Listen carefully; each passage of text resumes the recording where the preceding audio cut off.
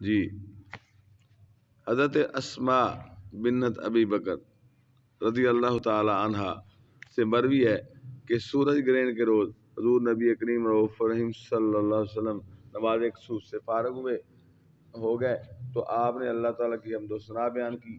پھر آپ نے فرمایا کوئی ایسی چیز نہیں جسے میں نے اپنی اس جگہ پر دیکھ نہ لیا ہو، کوئی ایسی چیز نہیں، کوئی ایسی چیز نہیں جسے میں نے اپنی اس جگہ پر دیکھ نہ لیا ہو، یہاں تک کہ جنت و دوزخ بھی اور مجھ پر وحی کی گئی ہے کہ قبروں میں تمہارا امتحان ہوگا. سبحان اللہ. جنت اور دوزخ کو بھی اسی جگہ دیکھ لیا. اللہ دجال کے فتنے جیسی ازمائش یا اس کے قریب تر کوئی شے، راوی کہتے ہیں مجھے نہیں معلوم کہ حضرت عثمان نے ان میں سے کون سی بات فرمائی.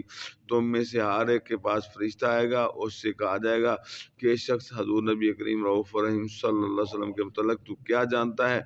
تو ایمان والا بالیقین یا یقین والا ہوگا، وہ کہے گا کہ یہ اللہ تعالیٰ کے رسول محمد مصطفیٰ صلی اللہ علیہ وسلم ہیں جو ہمارے پاس نشانیاں اور ہدایت کے ساتھ تشریف لائے.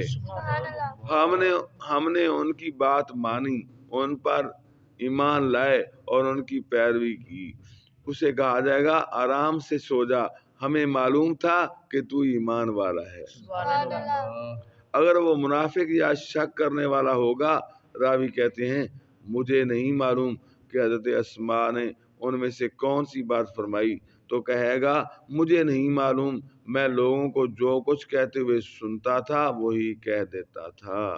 صلو علی الحبیب صلی اللہ علیہ محمد صلی اللہ علیہ